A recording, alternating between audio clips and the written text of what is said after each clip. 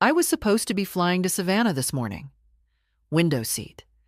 2 nights in a quiet inn with a wraparound porch. I had picked the room myself. White walls, wooden floor, lace curtains.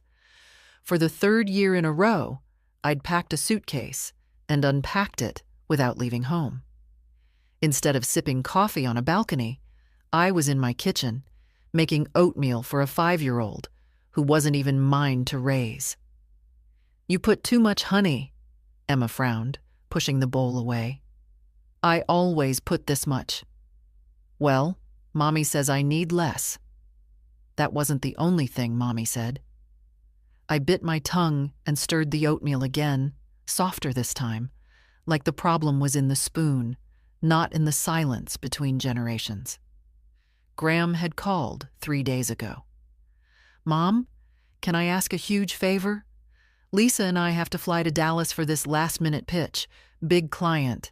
Everything's on the line." He always said things like that. Everything was always on the line when it was his convenience. Never mine. I hesitated. "I was supposed to go to Savannah on Monday." "I know, and I hate to even ask, but you're the only one we trust with Emma." "Just 2 weeks." "We'll be back before you know it. I'll make it up to you." He wouldn't. Still, I agreed, like I always did. I canceled the reservation, again, called the inn, heard the polite sympathy in the woman's voice. "Oh, Ms. Brooks, not this year either?" Emma crunched on her toast. The crusts had been cut off, as requested.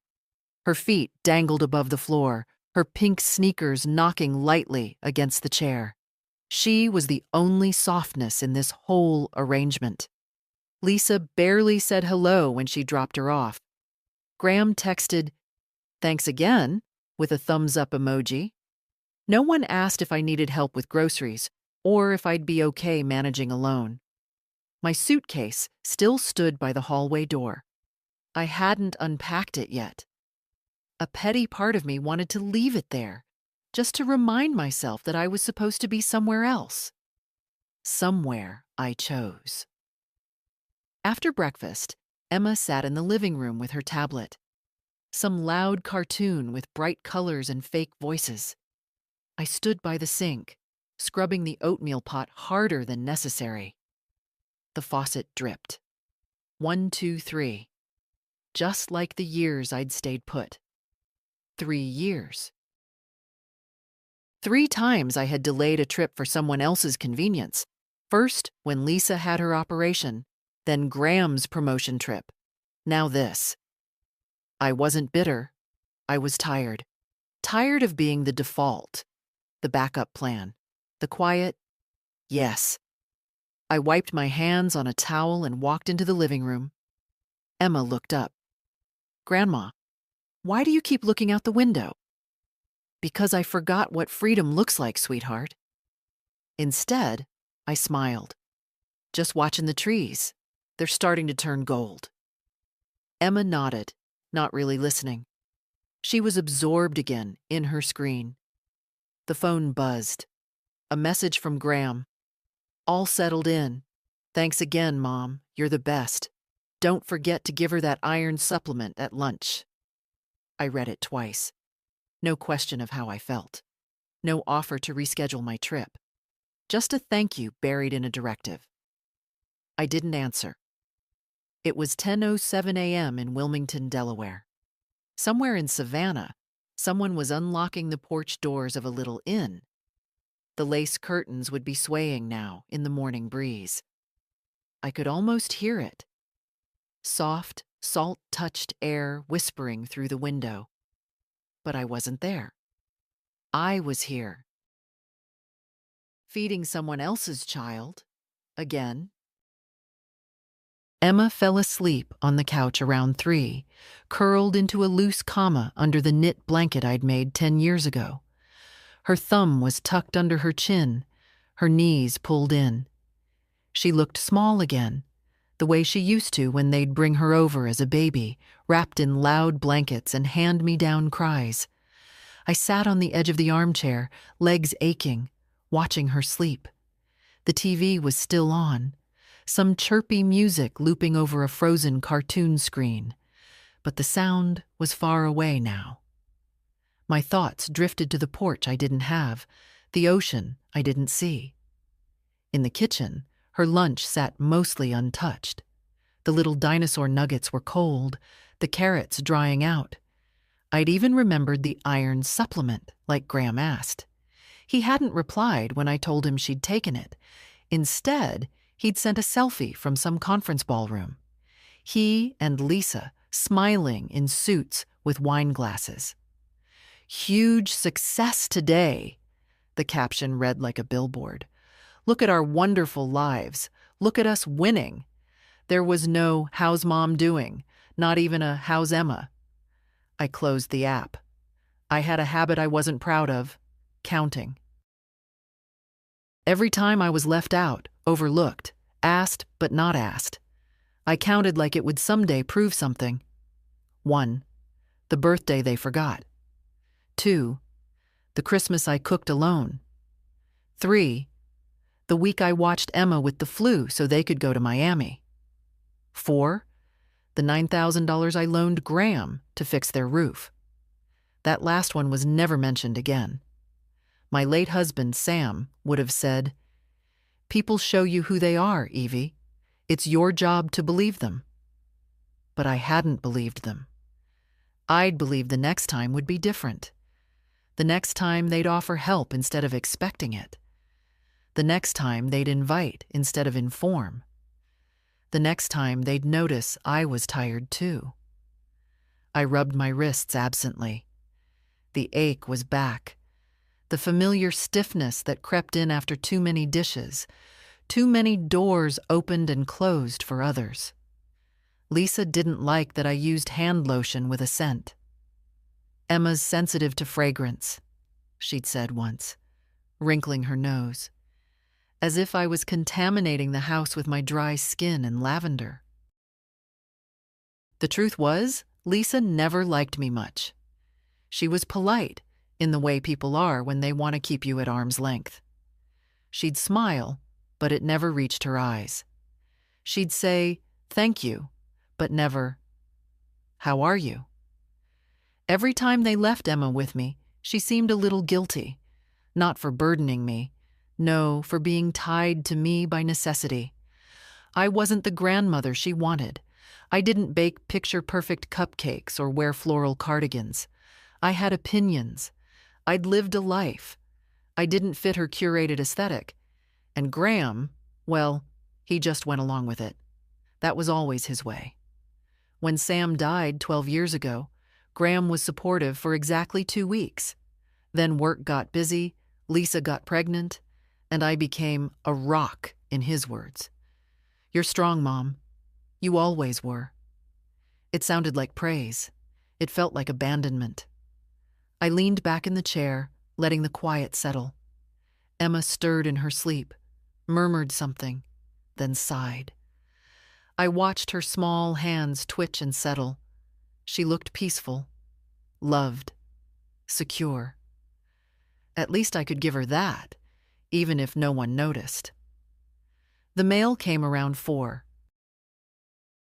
I gathered it from the box: a grocery flyer, a postcard from my dentist, and a thick envelope from the inn in Savannah.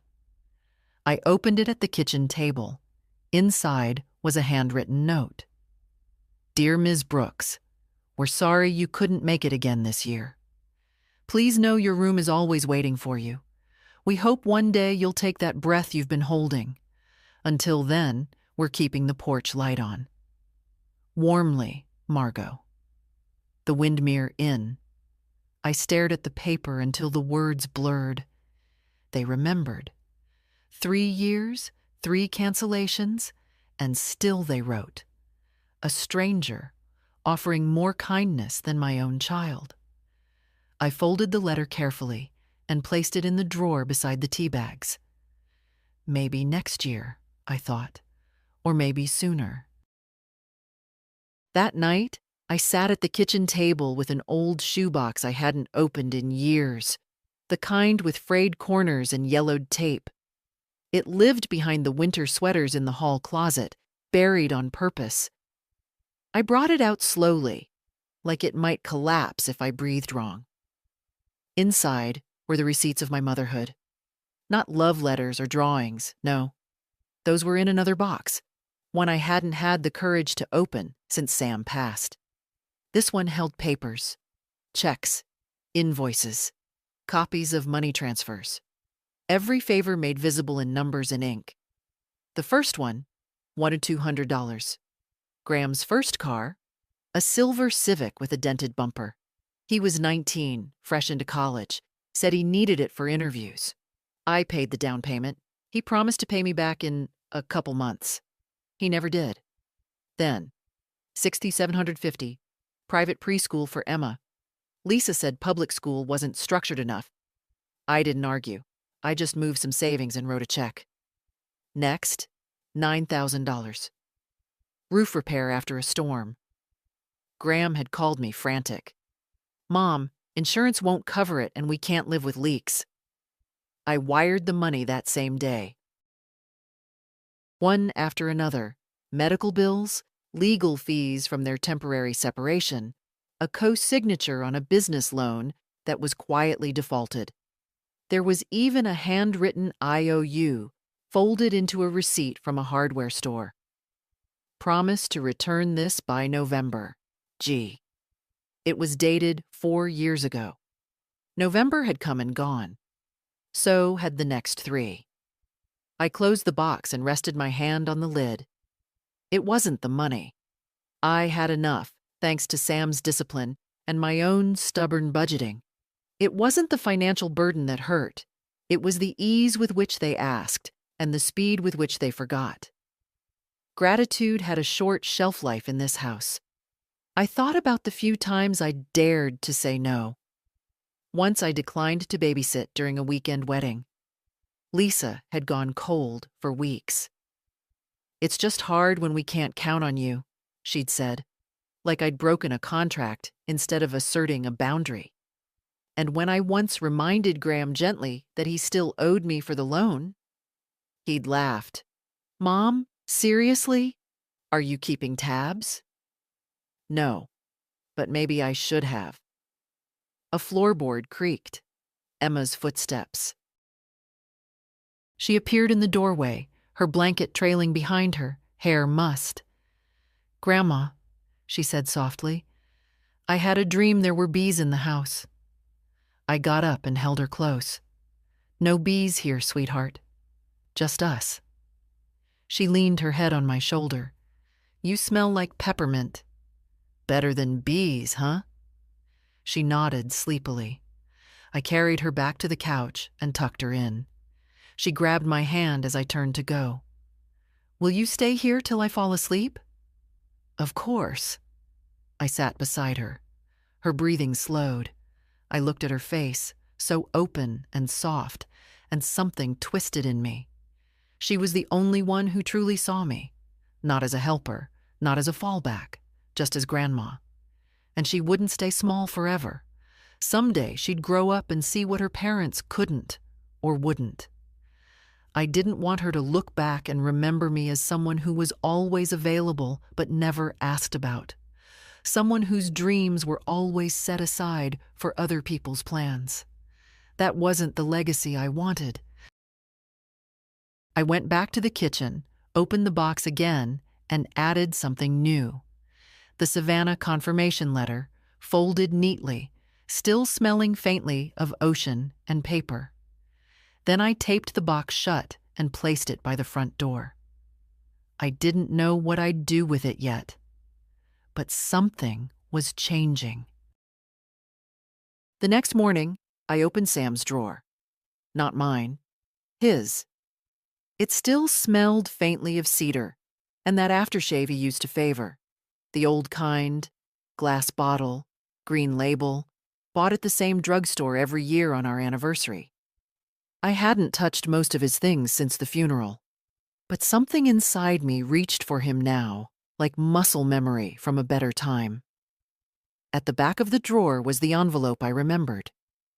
his handwriting on the front. Evie, if you ever need it. He gave it to me the year before he died. We'd had a scare, a small stroke that turned out to be nothing, but it made him organize everything. The house deed, the insurance papers, a list of passwords in his tight, blocky script. And this note. I hadn't opened it then. I hadn't needed it. But now I did. Inside was a single page, typed, signed. Not a will. He'd done that properly with the lawyer. No, this was something else. Evie, I know you. You'll give more than you should. You'll wait longer than is fair. You'll call silence patience and absence busyness. But there's a limit, sweetheart. And when you hit it, when you find yourself sitting alone with too many things unsaid, please don't explain it away. Don't say it's fine. Don't say it's okay. You are not meant to be an afterthought. You are not built for small corners. If you're reading this, it means something's wrong. And if that's the case, I want you to do one thing. Leave the damn table, Evie. If they've forgotten your worth, don't remind them. Just leave. Quietly. With dignity. But leave. Love always. Sam. I sat with it in my lap for a long time. My hand trembled, but my breath didn't. How had he known? How had he seen so clearly what I couldn't even name? I folded the letter back into the envelope and placed it gently beside my teacup. Then I stood, walked to the closet, and pulled out my old travel bag, the leather one Sam gave me for our 40th anniversary. It still held a luggage tag from Toronto, our last trip together. I set it on the bed. It didn't matter that I hadn't planned anything yet. What mattered was that I was planning it all. By lunchtime, I'd gathered my passport, some cash, a few clean dresses, and a travel-sized bottle of peppermint lotion. The simple act of folding clothes for myself, just for myself, felt strangely radical. There was no itinerary yet, no destination, but the message was clear. This time, I wouldn't be canceling. I fed Emma lunch and watched her eat with that slow, thoughtful rhythm only small children have. She asked if I'd read her the elephant story again before nap time. I did. I always did. After she fell asleep, I opened my laptop and started searching. Trains, inns, lakeside cabins, something not too far. Not yet. I wasn't trying to run, I was trying to reclaim. I found a little place in the Berkshires, an old guest house, only 5 rooms, garden out back. It wasn't the ocean, but it was mine to choose. I clicked reserve and entered my name. No turning back. That afternoon, Graham called. Not a video chat. Just a voice. Hey, Mom, everything okay? I could hear the bustle in the background, people laughing, a waiter asking about cocktails. Yes, I said. Emma's napping. Great, great. Just checking in. Lisa wants to know if you can keep her through the weekend, maybe Monday. We might have to extend. Of course you might. I see, I said. That's all. There was a pause. Then, you're a lifesaver, Mom. We'll make it up to you, I swear. You won't. But I didn't say that either. Instead, I looked at the shoebox by the door. Sam's letter still warm in my hand. And I whispered, mostly to myself, maybe it's time I leave the table. The bank lobby was quiet, just the soft shuffle of feet and the low murmur of polite conversations. I stood in line behind a man in a denim jacket, holding a check like it might fall apart in his fingers. My purse hung heavy on my shoulder. Inside, my wallet, my ID, and the printout of that little guest house confirmation? 3 nights. Check-in Thursday. It was Tuesday now. I hadn't told anyone. Not Graham, not Lisa, not even Emma. This wasn't a performance. I wasn't making a scene. I was simply making a decision. When it was my turn, I stepped up to the counter and met the eyes of a young woman with kind, efficient hands. "Good morning," I said. "I'd like to move some funds into a separate account." She asked for my ID, typed for a while, then asked if I had a specific amount in mind. I gave her a number. It was enough for a car, a cruise, or, if used slowly, freedom for a very long time. "This will leave your primary balance significantly reduced," she noted gently. "That's the point," I said. She blinked, then smiled faintly. "Understood." While she finalized the paperwork, I glanced at the clock.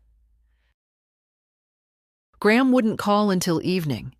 He rarely called during the day unless something was wrong, or unless he needed something. I remembered once, years ago, when Emma was barely 2, Graham had called me in a panic. Lisa was out of town. Emma had a fever. He didn't know what to do. I had dropped everything, left groceries in the cart, rushed across town. By the time I got there, the fever had dropped. Emma was fine, but I stayed anyway, made soup, cleaned the kitchen, took out the trash. Graham barely said thank you. He just said, "You're good at this stuff, Mom. You've always been good at taking care of things." As if that were my purpose. As if being useful was the same as being loved. The woman at the counter handed me a folder. "Your new account is active. Do you want online access?" "No," I said. "Just the basics. Paper only." She nodded. I stepped outside and felt the sun on my arms. The breeze carried a scent of cut grass and car exhaust.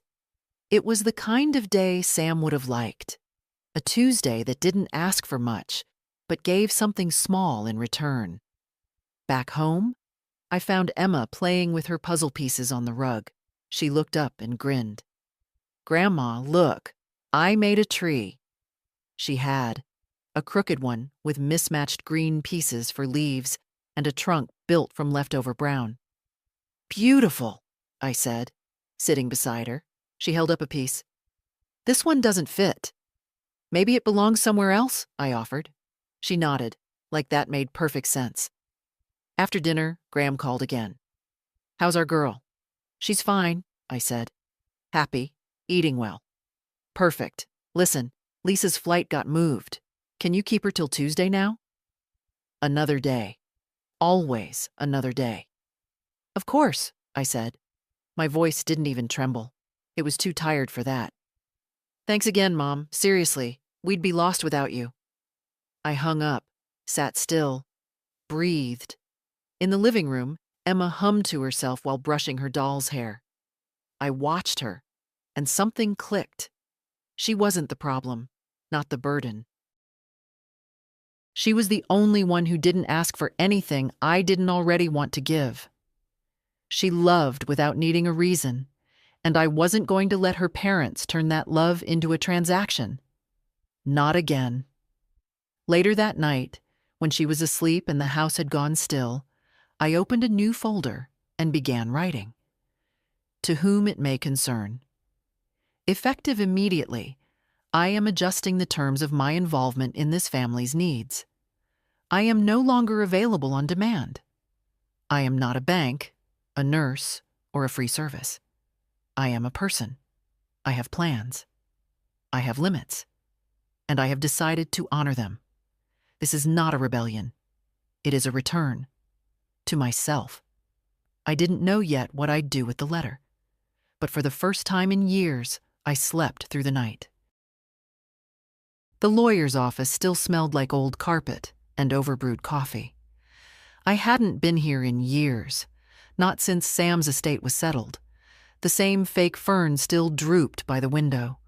The receptionist, a different girl now, offered me tea in a paper cup. I declined. "I have an appointment with Mr. Lambert," I said. She checked her screen. "Yes, Ms. Brooks. He's just finishing up with someone. Should be out in a minute." I nodded and sat in the waiting area, hands folded on my purse. I could feel the letter in my coat pocket, Sam's words, my reminder. When Mr. Lambert emerged, his gray hair was thinner, but his smile hadn't changed. "Evie Brooks," he said warmly. "Haven't seen you in, what, a decade?" "More or less," I said, standing to greet him. He ushered me into his office, lined wall to wall with neatly stacked folders and certificates, the kind of room that made you feel like decisions carried weight here. "So," he said, sitting behind his desk, "what brings you in?" "I'd like to make some changes," I said simply. "To your will?" "Yes, and something else." I explained, slowly but clearly, a trust account in Emma's name. No access for her parents. Conditions in place until she turned 25. I had already set the money aside. He would just help me seal it. Mr. Lambert listened without interrupting. A good man, Sam had always said. Sharp, quiet, steady. When I finished, he leaned back. "You've thought this through." "I have." He nodded. "And you understand this may cause, well, friction." I gave a small laugh. "The friction's already there. I'm just done pretending it isn't." He pulled a fresh folder from a drawer. "All right then, let's get started." For the next hour, we went over options, legal language, protective clauses. Quietly, efficiently, I built the wall I should have built years ago, the one between my love and their entitlement. When it was done, he looked up from his notes. "I'll draft the documents this week. We'll need signatures, witnesses. I'll make it airtight." "Thank you." He hesitated. "Evie, if I may, I've seen this before. Parents giving, kids taking, lines blurred over decades. You're not the first. But not many make it here. Most keep giving until they're empty." I met his eyes. "Then I'm lucky I had someone who warned me." He smiled softly. "Sam?" I nodded. I always liked that man. He had clarity. Yes. And now I did too. On the way home, I stopped at a cafe I used to love, sat by the window, ordered a slice of peach pie and coffee. For no reason, but that I wanted it. Across the street was a children's bookstore with a blue awning. I hadn't noticed it before. Emma would love that place, I thought. But I didn't cross the street.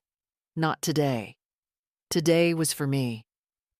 At home, Emma was drawing on the kitchen floor. "Grandma, look. It's you, and me, and the tree." She'd drawn a shaky oak with two smiling figures beneath it. We were both wearing dresses, and our hands touched. "It's perfect," I said, kneeling beside her. "What's the tree's name?" "Freedom Tree," she said, without thinking, then giggled. I looked at her, startled. Sometimes children knew things without knowing why. That night, I placed the drawing in the same folder as the trust paperwork. It didn't need to be a legacy someday. It was already a beginning. The message came just after I'd put Emma to bed. "Hey, Mom. Quick thing. Lisa and I are thinking we might need to extend a little more, maybe through next weekend. Work's really heating up again. Can you hang on a few extra days? Let me know. You're a lifesaver, as always." No punctuation at the end. Just that line, "as always." I stared at the screen for a full minute. Then I clicked the home button, locked the phone. I didn't answer. In the living room, the lamp cast a warm glow over the floor where Emma had left her socks curled like tiny question marks. Her doll lay face down near the couch. I picked it up gently, placed it on the cushion. A few hours earlier, I'd heard Lisa's voice through the phone speaker while Graham FaceTimed Emma.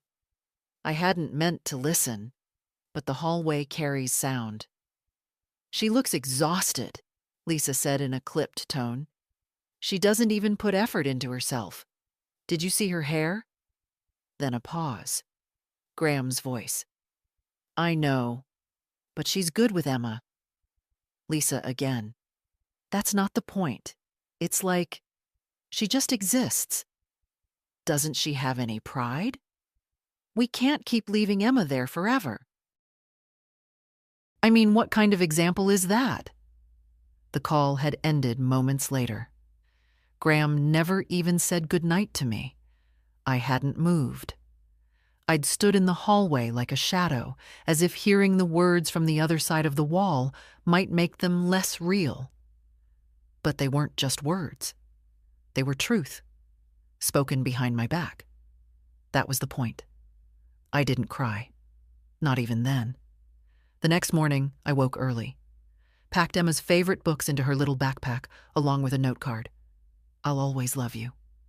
Be kind. Be strong. I left it in her bag pocket, tucked behind a crayon. Then I cleaned the kitchen one last time, left the extra key on the hook, and I walked out of the house before 8. I didn't slam the door. I didn't write a dramatic letter.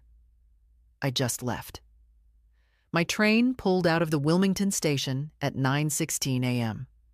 I had one small suitcase, the brown leather one Sam had given me, my wallet, my coat, and the printout of a reservation with a quiet guest house in the Berkshires. No return date. As the train glided past suburban fences and cold morning gray rooftops, I watched the landscape shift, brick by field, silence by space. I kept thinking of Lisa's voice. She just exists. She said it like it was the worst thing a woman could do. Just exist. But I had done more than that. I had bent myself into shapes to accommodate everyone else's comfort. I had unlearned my own wants. I had replaced rest with availability. And for what? So that one day someone could say I was convenient? No. The train rounded a curve, and I saw mist lifting from a small pond in the woods. Somewhere nearby, someone was probably making breakfast, pouring coffee into a real mug, not a travel cup, listening to a radio, not rushing. That's what I wanted now. Not escape, not revenge. Just room to breathe without being asked to give something every time I opened my door. Somewhere behind me, Graham would find my silence, my absence, the key still hanging where it always did. And maybe, just maybe, he'd feel it this time. But even if he didn't, I wouldn't go back. Not this time. Not again. The guest house was everything the pictures promised. Old wood floors that creaked kindly underfoot, windows that opened wide without sticking, a garden out back where bees drifted lazily among the late summer lavender. My room was on the second floor, small, quiet, with a writing desk near the window and a patchwork quilt folded at the foot of the bed. There was no television, no schedule, just a key, a kettle, and a note from the owner, handwritten in large, careful letters. Ms. Brooks, welcome. We keep things simple here. Breakfast at 8. Coffee's always on. The porch is yours. That first afternoon, I did nothing but sit. I sat on the porch in one of the old wicker chairs, the cushion faded from years of use. I wrapped my hands around a cup of tea and watched the sky turn slowly from gold to pink to a kind of silver I hadn't noticed in years. No one needed anything. No one called. I didn't open my phone once. Instead, I thought about how long it had been since I'd heard myself think, not plan, not prepare, not worry, just think. The second day, I wandered into town. It was the kind of place where people said good morning and meant it. The bakery still used paper bags. The bookstore smelled like dust and orange peels.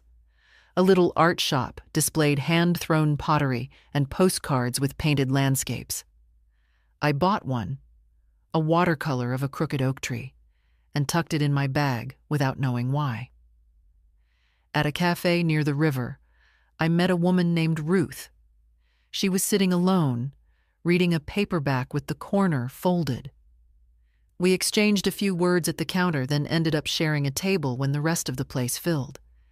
She was in her 70s, short white curls, sharp eyes that didn't miss much. "You're not from around here," she said, not unkindly. "No," I smiled. "Just passing through." She nodded, stirred her coffee. Passing through can be the best kind of staying, if you ask me. We talked for an hour about nothing and everything: books, weather, grandkids. She had 3. One was in the Peace Corps. One was in rehab. One, she said, hadn't spoken to her in years. "I stopped trying to earn my place," she said quietly. "They know where I am. They'll come when they want to, or they won't." She said it without anger, just fact. "You don't sound bitter," I told her. She laughed. "Oh, I was. For a long time. But bitterness is a second mortgage. You keep paying it, and all it gets you is less light." I wrote that down later, back in my room. That night, I opened my suitcase and took out the small folder from Mr. Lambert. The trust documents were still unsigned. I hadn't mailed them yet. I wanted to be sure. Not about the money, about myself. Was I doing this out of anger? Maybe. But as I sat there under the soft lamplight, with Ruth's words still echoing somewhere in the walls, I realized it wasn't about punishment. It was about peace. I wasn't cutting anyone off. I was freeing myself from the invisible leash I'd let them knot around my days. The next morning, I called Mr. Lambert. Told him to proceed.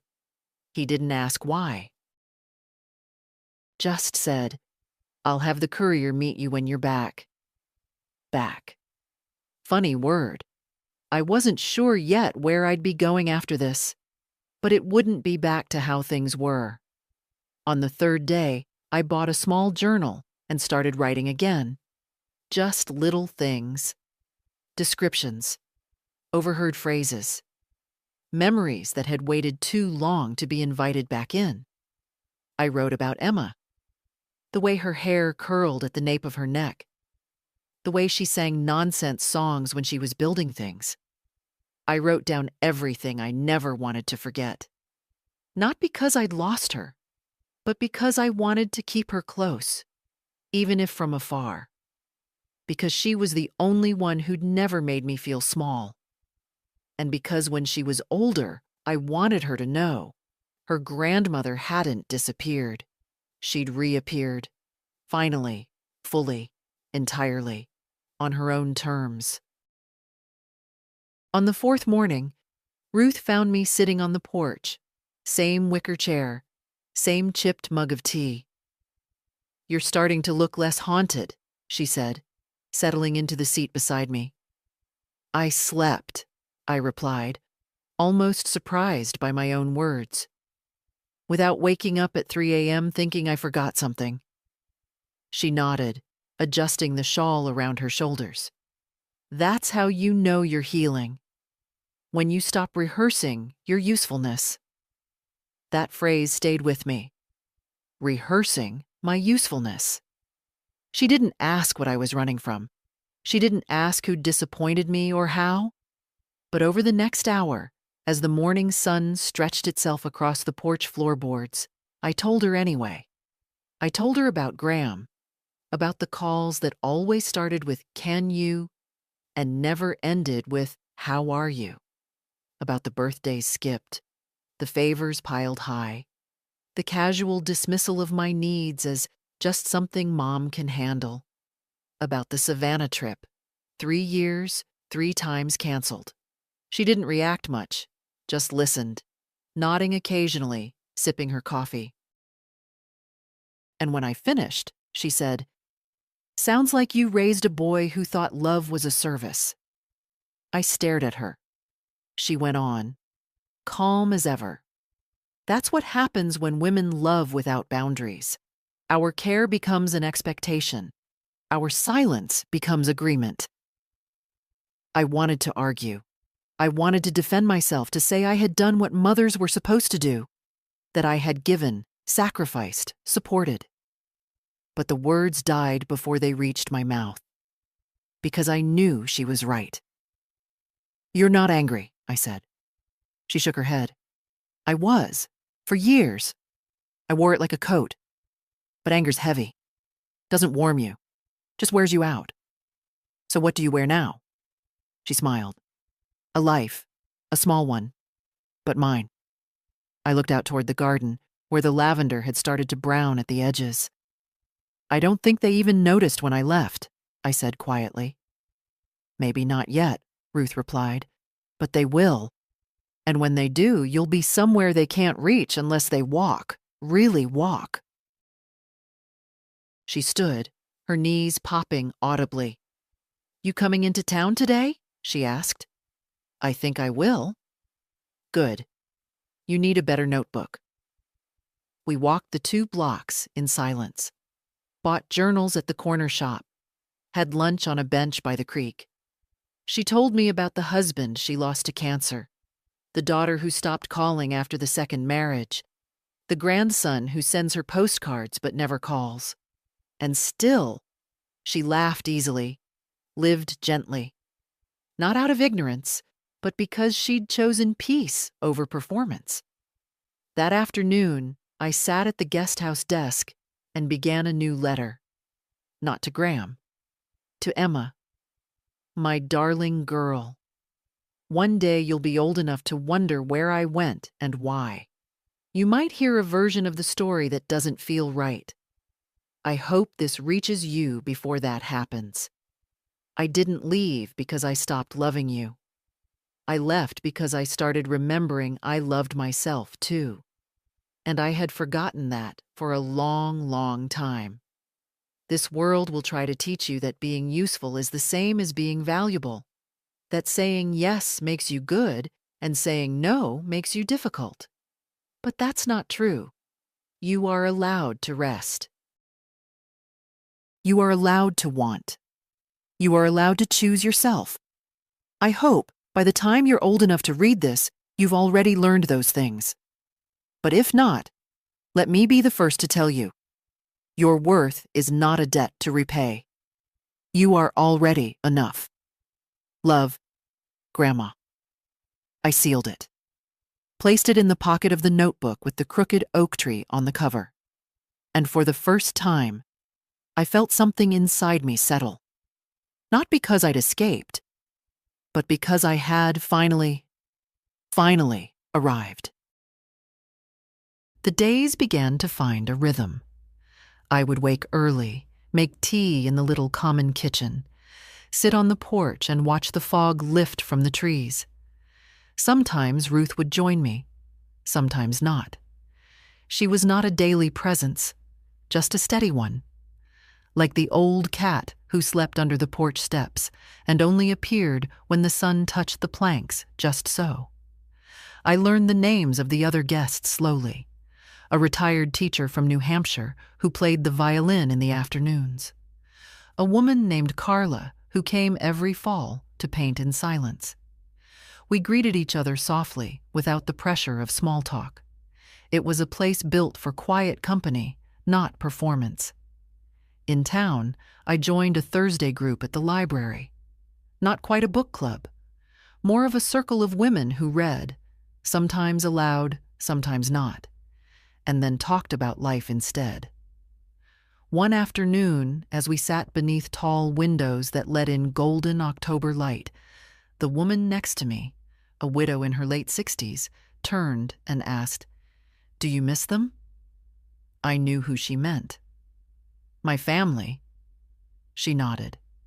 "I miss what I thought we had," I said. "Not what we actually had." No one replied.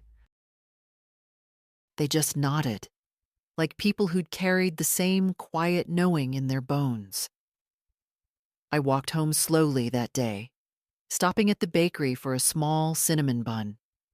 I didn't eat it immediately. I carried it carefully back to the guest house, brewed fresh tea, and sat in the garden under the fig tree. It was the smallest celebration of myself I'd had in years. No one clapped. No one had to.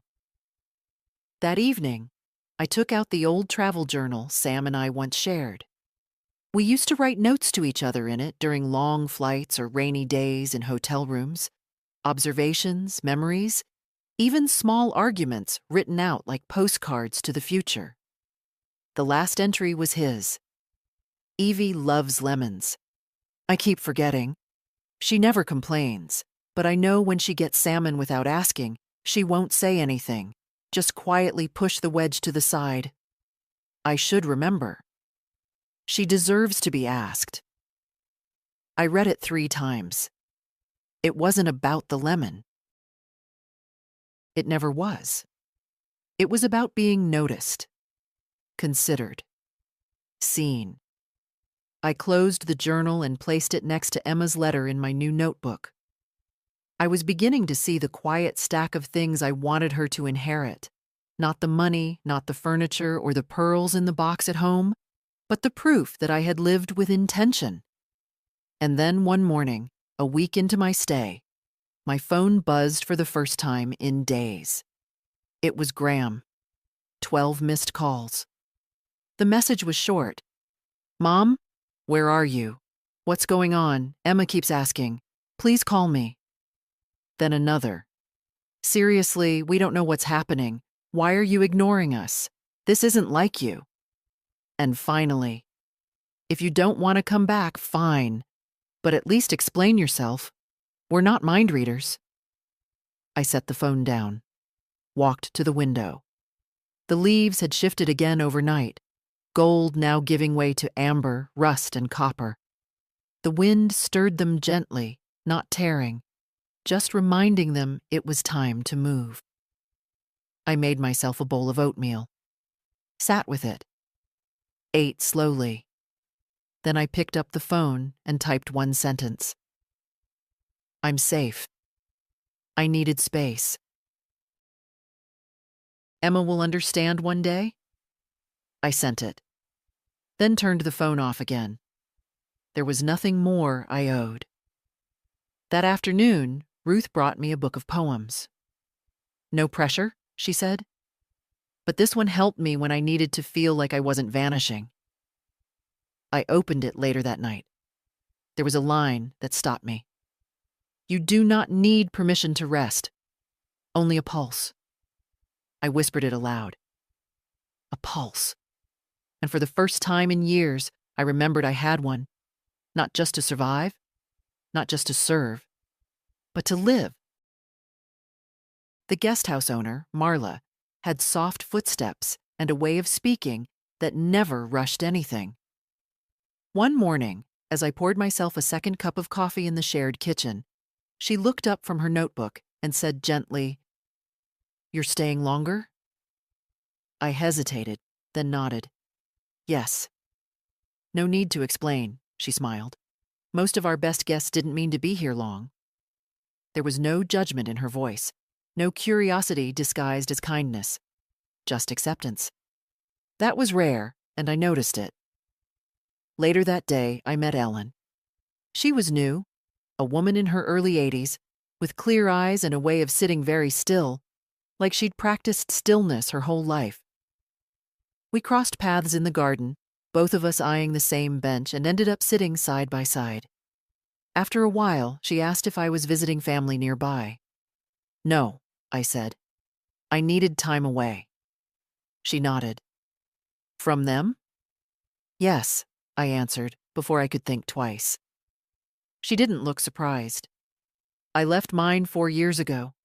Packed up after my son told me I should move into assisted living so I'd stop making things complicated." Her voice didn't shake. "What happened?" I asked. "I didn't go," she said simply. "I left the checkbook, the photo albums, the house he wanted me to sign over. Left it all. Took one suitcase, just like you." I looked at her. "Do you miss them?" "I miss what I was promised," she said, "but not what I received." Her words landed like stones in a still pond. That night, I couldn't sleep.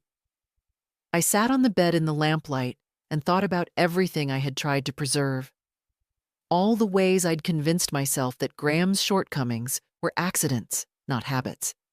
That Lisa's coldness was nerves, not distance. That my absence in their plans was just poor communication, not preference. But it was preference. I wasn't a priority. I was a fallback. Useful until inconvenient. My eyes fell on the photo I kept in my wallet. A snapshot taken 6 years ago. Emma as a toddler, sitting on my lap in the backyard. I was laughing. Not smiling politely, laughing. My head thrown back, my hands around her middle as she tried to feed me pretend cake from a plastic spoon. Sam took that picture. I remembered. "You look like yourself again," he'd said, looking at the image. Back then, I didn't understand what he meant. Now I did. That woman in the photo hadn't been worrying about whether her presence was appreciated. She was simply living in the moment, laughing with a child who loved her without performance. I stared at the photo a long time. Then I reached for the envelope in the drawer, the one holding the finalized trust documents.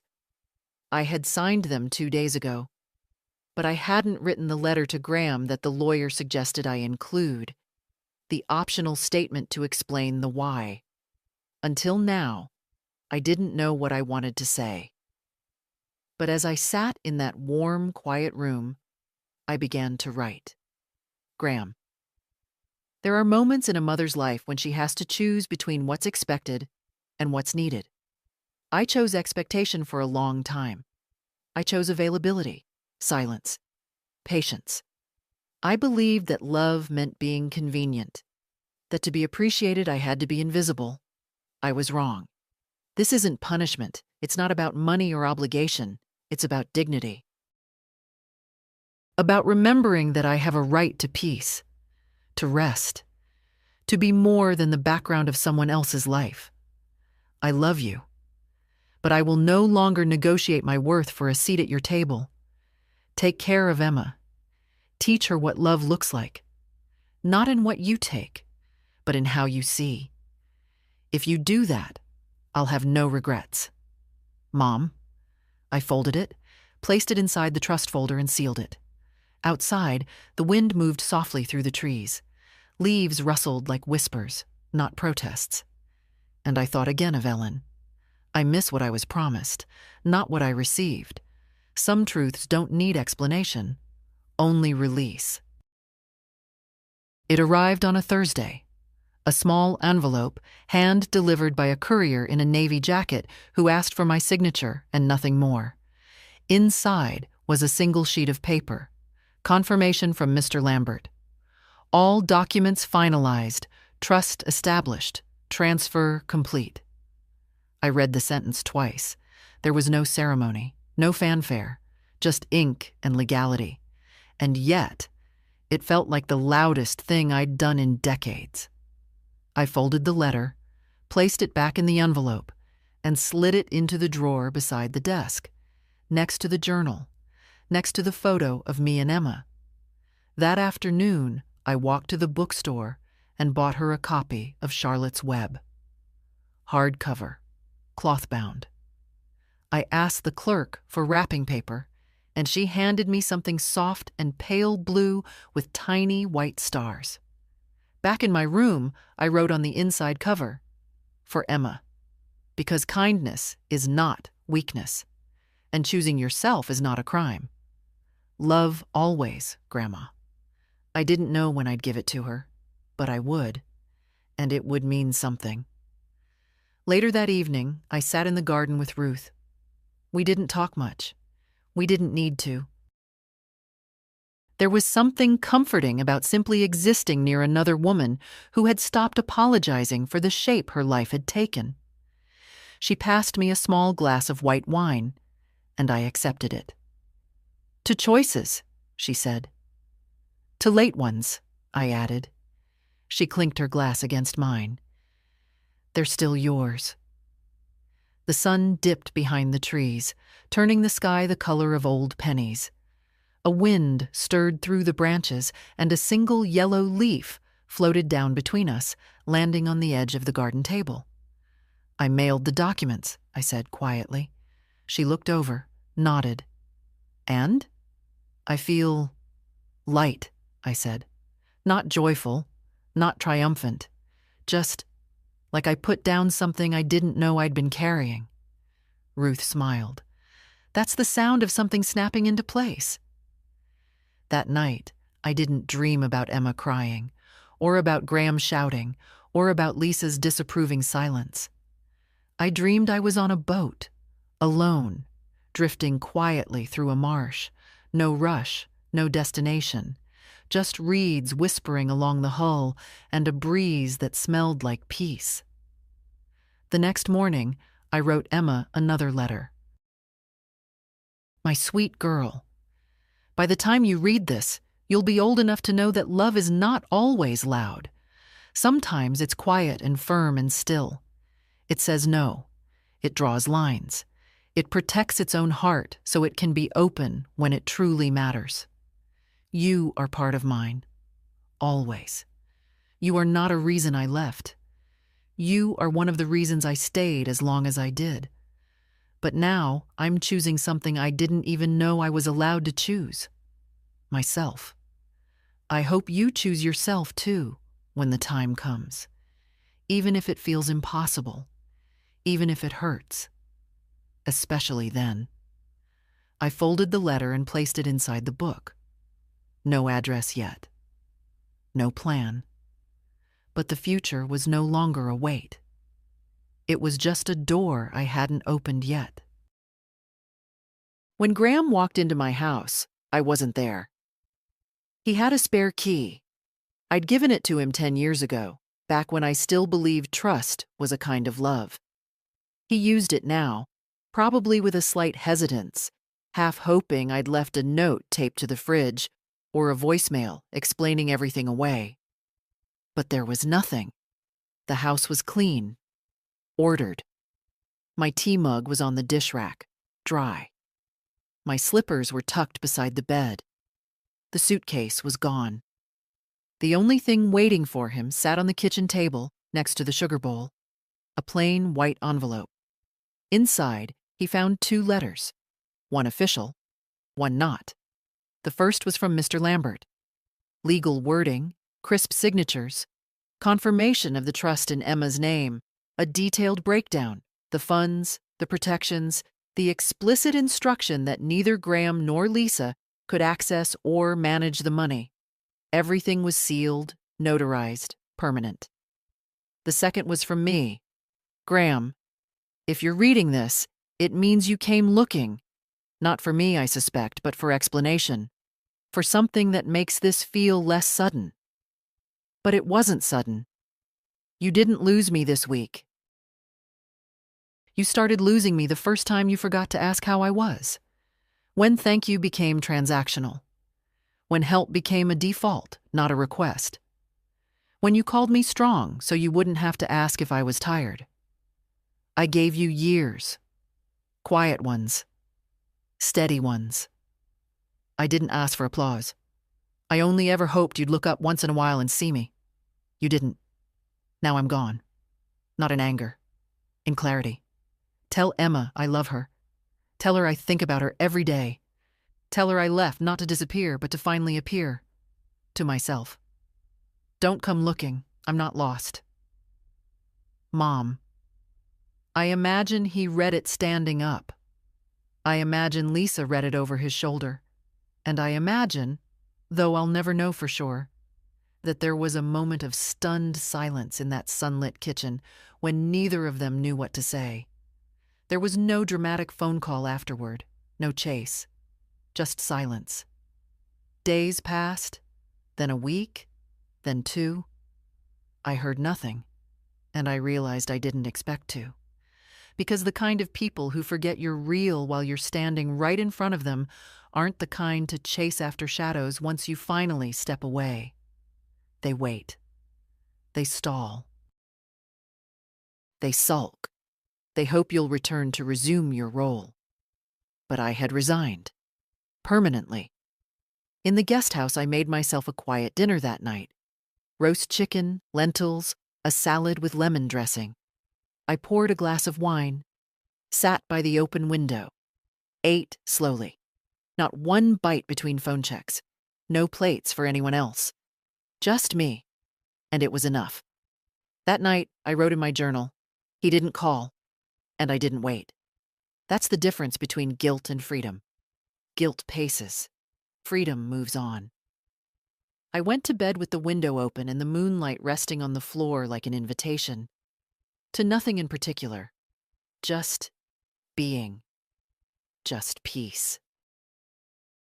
The letter came folded in thirds, tucked inside a floral envelope with Emma's careful handwriting on the front. To Grandma. Ruth found it in the mail basket downstairs and brought it to me with both hands, like she knew it wasn't just paper. Like she knew it might break something open. I sat on the porch steps, the wood warm beneath me, and opened it slowly. The first thing that fell out was a drawing. Emma and me beneath a huge tree, like the one she'd drawn before. But this time, there were books around us, a suitcase nearby, and a crooked sign that read, Grandma's Place. She had written in big, wobbly letters, I miss you. Mommy says you're on a long trip. Daddy says you needed a break. Are you coming back? I read it again and again. She didn't sound angry. She didn't sound confused. She just missed me. That's the thing about children. They don't need much to stay connected. Just the truth, and the space to feel what they feel. I wrote back the same day. My darling girl, I'm still on my trip. It's not like the ones you take with your parents, with suitcases and airports and schedules. This trip is a quiet one, where I'm learning to rest and listen to the wind and eat cinnamon buns without rushing. I think of you every day. I have a photo of us in my book, and I talk to it sometimes, even though you can't hear me. I say, Emma would love this garden, or Emma would laugh at this bird. Will I come back? Maybe someday, but not to the way things were.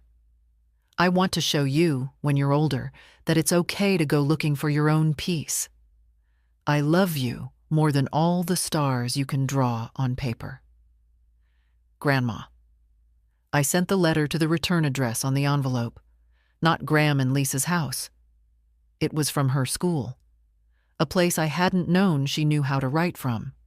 That meant she had asked someone for paper, for a stamp, for help. That meant she felt my absence. And still, I didn't regret it. The days grew colder. October slid into early November. The trees outside the guest house stood barer each morning. Ruth knitted me a scarf. Rust-colored, loose weave, a little crooked.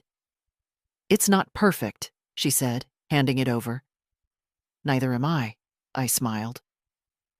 One afternoon, I took a bus to a small town a few miles north and found a second-hand bookstore. I wandered through the aisles for hours, running my fingers along the spines of books I'd once taught, once loved, once underlined fiercely in my 20s and forgot by my 60s. I bought 3, A Room of One's Own, The Year of Magical Thinking, and a slim poetry collection I'd never heard of, but opened to a page that read, Sometimes the most loving act is to walk away before you're erased entirely. I sat on a bench outside and wept quietly behind my scarf. Not from sadness, from recognition. That night, I found a white box in the guest house kitchen with my name on it. Inside was a cinnamon bun, warm. No note. But I knew it was Ruth. I tore a small corner off and let the sweetness fill my mouth slowly. For decades, I had been swallowing things whole. Resentments, sacrifices, missed chances. I'd chewed nothing, just moved from one need to another. But now I was tasting, and it wasn't too late. That night, I dreamed of Emma again. We were in a library with no walls, just shelves in a field, and she was running between them, laughing. She kept turning to check if I was watching, and I was. Fully, deeply watching. When I woke up, I wrote her name at the top of a fresh journal page, and beneath it, one sentence: "You are the root I carry, not the chain I break." I didn't know how many more letters would come. Maybe none. But this one was enough. Enough to remind me that leaving wasn't erasure. It was the first true shape I'd ever drawn of myself, and I'd made it in ink. Some mornings, I still expect the phone to ring. Out of habit, more than hope. That odd reflex of waiting to be needed, to be summoned, to be put back into motion. I used to call that feeling purpose. Now I know it was just the echo of exhaustion disguised as importance. But it fades. The further I am from their door, the quieter that voice becomes. Yesterday, I passed a mirror in the hall and didn't look away. It sounds small, doesn't it? Silly, even. But for years I'd only glanced. Quick checks for smudges, for flaws, for tired eyes before someone else's errand. This time I stopped. Looked. And what I saw wasn't a worn woman or a grandmother with nothing left to prove. I saw someone who'd finally returned to herself. My hair is thinner now. My skin softens in places it used to hold firm. My voice is steadier, though quieter. And my hands, oh my hands, they are no longer just for carrying plates and wiping spills and holding coats at school concerts. They write. They hold books. They rest in my lap and simply exist. They belong to me again. The leaves have finished falling now. The fig tree in the garden is bare, and Ruth wears wool socks inside her slippers. She's teaching me how to knit, though we mostly just talk and let the needles click as background music. We're not building anything ambitious, a scarf, maybe a hat. But we show up. That's the project. There's a rhythm to this place. Tuesdays are for poetry at the library. Thursdays, Carla paints by the lake and lets me sit nearby with my thermos.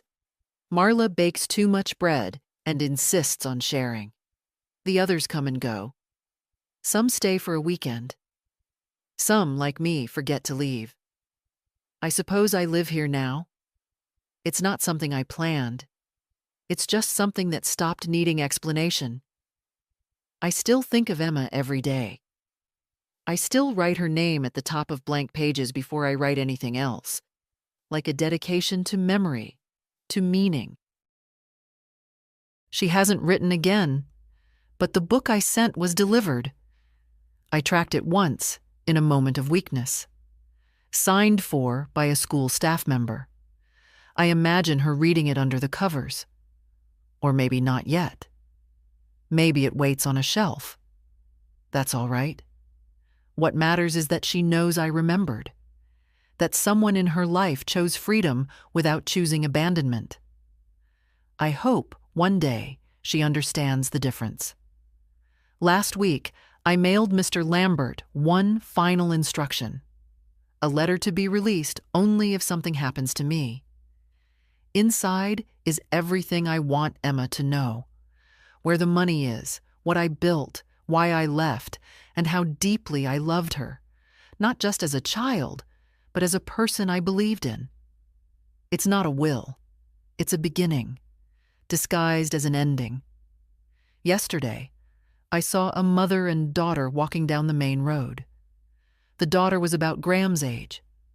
The mother wore a scarf like mine, but red. They were arguing, something about a dinner reservation, and I thought, how many years did I mistake proximity for closeness? You can be right next to someone and still be invisible. I don't want that for Emma. I don't want it for myself. So this is where I stop telling the story. not because it's over, but because I've stepped out of the telling and into the living. The truth is, you don't need permission to change your life. You don't need a crisis or a breakdown or a reason big enough to explain. You only need the moment you realize no one is coming to rescue you, and you're the one holding the key. If you're reading this, if something in you stirred while you did, maybe that moment is now. So here's what I'll say, with the softness of someone who finally forgave herself. Don't wait to vanish to be seen. And if this story touched something in you, leave a sign behind, a comment, a name, a quiet "me too." Not for applause, but so the next woman knows she's not the only one who walked away.